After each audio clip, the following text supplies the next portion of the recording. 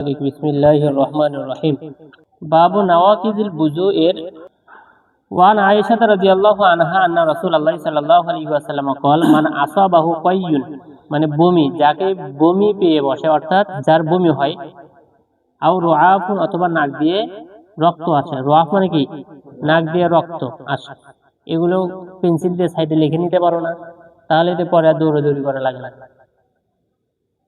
আও কলাসুন, অথবা থুতু আসে, বেশি করে থুতু চলে আসে। এত বেশি থুতু আসছে না, ভিতরেও খাওয়া যাচ্ছে না, কোথাও ফেলেও দেওয়া যাচ্ছে না, বেশি পরিমাণের থুতু মুখের মধ্যে জমা হয়ে গেছে। এখন কি করবা? আও মাজিউন, অথবা উত্তেজনার সময় মজি বের হয়, ঠিক আছে। ফাল ইয়ানসরিফ, সে যেন ফিরে যায়। ফাল ইয়াতাওয়াজ্জা, এবং কি করে আসে? ওযু করে আসে। সুম্মা লিয়াবনি আলা সালাতিহি, এরপরে তার সালাতের উপরেই যেন সে ভিত্তি দেয়। বানাই আপনি মানে কি দেওয়া? ভিত্তি দেওয়া। তার মানে আগে যা ছিল তারই উপরেই কি দেওয়া? ভিত্তি দেওয়া।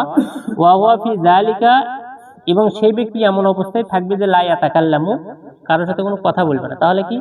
আমি 2 রাকাত সালাত আদায় করতেছি, 2 রাকাত সালাত আদায় করা শেষ, এখন আমার মুখে অনেকগুলো থুতু জমা হয়ে গেছে। এখন এই থুতুটা আমি বাইরে ফেলে আবার আমি চলে যাব।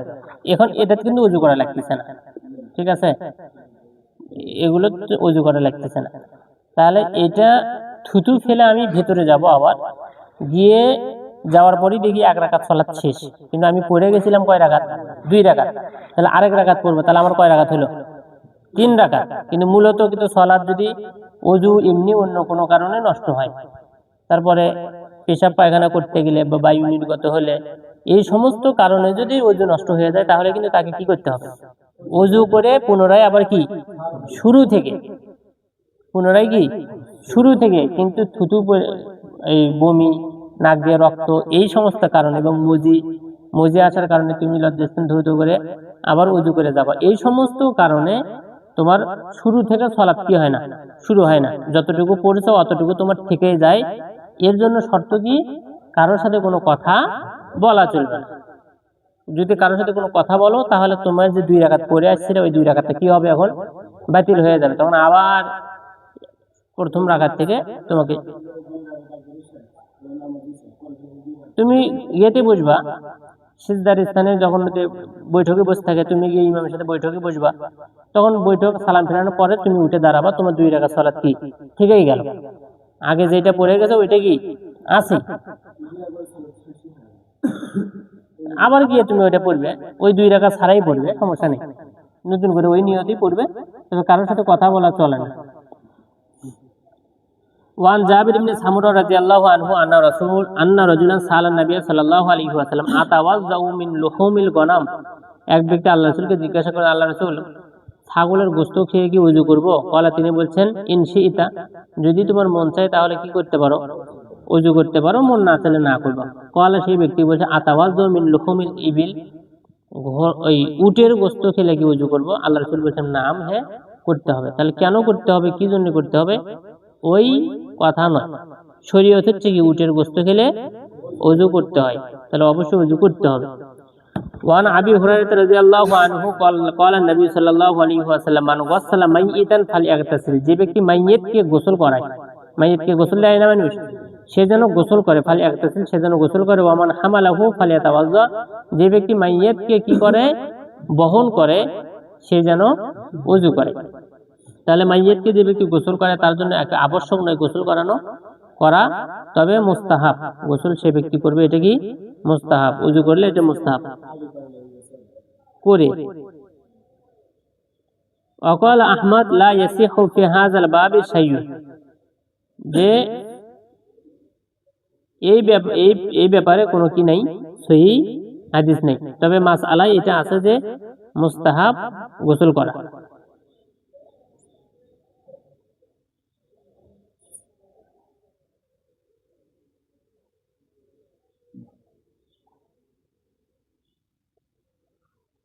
ওয়ান আব্দুল্লাহ ইবনে আবি বকর রাদিয়াল্লাহু আনহুমা ইন্না ফিল কিতাবিল্লাযী কাতাবাহু রাসূলুল্লাহ সাল্লাল্লাহু আলাইহি ওয়াসাল্লাম লি আমর ইবনে হাজমিন, আমর ইবনে হাজমের দিকে আল্লাহ রাসূল যে চিঠি লিখেছিলেন, সেই চিঠির মধ্যে আছে আন লা ইয়ামাসাল কুরআনা ইল্লা তাহির, যে কোরআনকে যেন কেউ স্পর্শ না করে ইল্লা তাহির, পবিত্র ছাড়া, মানে পবিত্র ব্যক্তি ছাড়া যেন কোরআনকে স্পর্শ না করে। তবে এই ব্যাপারে ইখতিলাফ আছে, এই পবিত্র মানে কোন অপবিত্র। একটা একটা আছে কি অপবিত্র, বড় অপবিত্র, একটা হচ্ছে কি ছোট অপবিত্র। বড় অপবিত্র কোনটা? যার কারণে গোসল ফরজ হয়, এটা হচ্ছে কি বড় অপবিত্র। তো গোসল স্ত্রী মেলামেশা, বীর্যপাত কোনো কারণে হয়ে যাওয়া, এই সমস্ত কারণে কোরআন স্পর্শ করা চলবে না। কিন্তু পেশাব, পায়খানা, বায়ু নির্গত হলে এই সমস্ত কারণে কোরআন, জরুরি কারণে কোরআন স্পর্শ করা যায়, ধরা যায়। তবে অনর্থকভাবে এটাকে আবার এমন ঢালাও ভাবে না নেওয়া যে ওযু নাই এবং আছে, উভয় অবস্থাতেই কি সেম ভাবে কোরআন ধরতেছে, এমন একটা মানে অভ্যাস তৈরি করা উচিত নয়। তবে ওযু নাই, পেশাব করে আসছি, এই মুহূর্তে একটা কোরআন আমাকে সরে রাখতে হচ্ছে, এই অবস্থায় কোরআনটা ধরে কি রাখা দরকার? সরে রাখা দরকার প্রয়োজনের খাতিরে। তবে এমন অভ্যাস তৈরি করা উচিত নয় যে আরে ফতুয়া তো আছেই যে পেশাব করার পরেও কোরআন ধরা যায়, ওই পেশাব করার পর ওযুই করে না, এমনি কোরআন নিয়ে এসে পড়তেছে, এই একটা অভ্যাস তৈরি করা কি নয়, উচিত নয়। তবে কোরআন ধরা যায়। وعن عائشة رضي الله عنها قالت كان رسول الله صلى الله عليه وسلم يذكر الله على كل أحيانه। আল্লাহ রাসূল সাল্লাল্লাহু আলাইহি ওয়াসাল্লাম তিনি তার সময়ের প্রত্যেকটা সময় তিনি কি করতেন? জিকির করতেন, সব সময় তিনি জিকির করতেন। ওয়ান আনাস ইবনে মালিক রাদিয়াল্লাহু আনহু আন্না নবী সাল্লাল্লাহু আলাইহি ওয়াসাল্লাম ইহতাজামা ওয়া সাল্লা ওয়া লাম ইয়াতাওয়াজ্জা।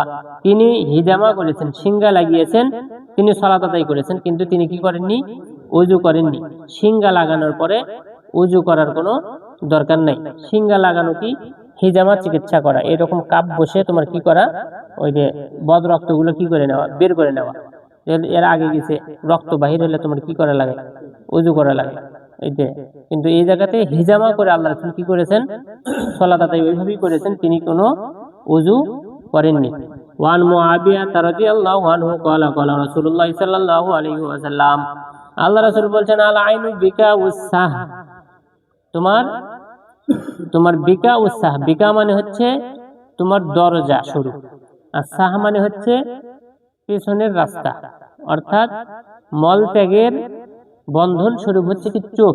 চোখ তার মানে ফাইজা নামাতিল আইনানে ইস্তাতলাকাল বিকা, চোখ যখন ঘুমিয়ে যায় তখন পেছনের দরজা তোমার খুলে যায়।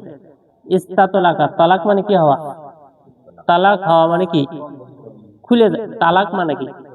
তালাক হয়ে গেছে মানে কি দুইজন জনের কাছ থেকে ছাড়াছাড়ি হয়ে গেছে, তার মানে ইস্তাতলাকাল বিকা, তখন পেছনের রাস্তা তোমার কি খুলে গেছে, খুলে যায়। তার মানে এই যে তুমি এই সময় তোমার যদি কোনো কারণে বায়ু যদি আসতে চায়, তুমি জাগ্রত আছো, নিজের থেকে কি একটা কি করা যায়? দমন করা যায়। কিন্তু যখন মানুষ ঘুমিয়ে যায় তখন তার সেই ইয়েটা থাকে না, যে কোনো সময় তার একটা এই দুর্ঘটনা ঘটতেই পারে। রাহু আহমদ আত-তাবারানী ওয়া যাদা তাবারানী বর্ণনা করেছেন আমার নামা ফালিয়াতাওয়াজ্জা, যে ব্যক্তি ঘুমায় সে যেন কি করে? ওযু করে নেয়। তাহলে এই ঘুমানো মানে হেলান দিয়ে ঘুমানো, বসে নয়।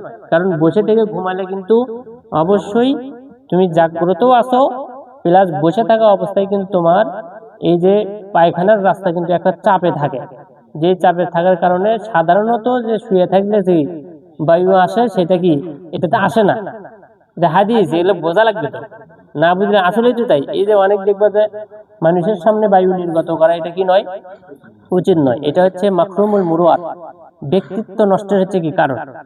কারোর সামনে কখনো জোরে, অনেকেই দেখা যায় বাম্মাও ছেলের সামনে কি করতেছে, হ্যাঁ, কখনো দেখা যাচ্ছে হুজুর আবার কি ছাত্রের সামনে করতেছে, কোনো ছাত্র আবার কি হয়তো আশেপাশে দেখতেছে না, খেয়াল করতেছে না কে কোথায় আছে, ইচ্ছে মতো মানে প্রতিযোগিতা লাগাইছে, কথা বুঝেনি? সেগুলো হচ্ছে কি খারাপ অভ্যাস, মাকরুমুল মুরুয়াত, ব্যক্তিত্ব নষ্টের কারণ। তাই এটা তো তোমার কি নয়, ভালো জিনিস। এগুলো হাদিস, এগুলো ফতোয়া আছে, এগুলো মানুষের সামনে করা কি নয়, উচিত নয়, এটা লজ্জার ব্যাপার এগুলো। এই জন্য দেখবা যে আশেপাশে যারা আছে ওদের বায়ু ছাড়ার জন্য যদি স্বাভাবিক গতিতে বসে থাকে, স্বাভাবিক থাকে না, কিন্তু এক পা আলোক করে দেয়, হয়তো এইদিকে আসে, নড়াচড়া করে না, করে না, না দেখুনি করে। কেন করে? এই হাদিস থেকে বোঝা যেটা কেন করে, যে সাধারণ গতিতে বসে থাকলে বায়ুটা ওইভাবে আসে না, এই জন্য তাকে সরে যেতে হয়। তাহলে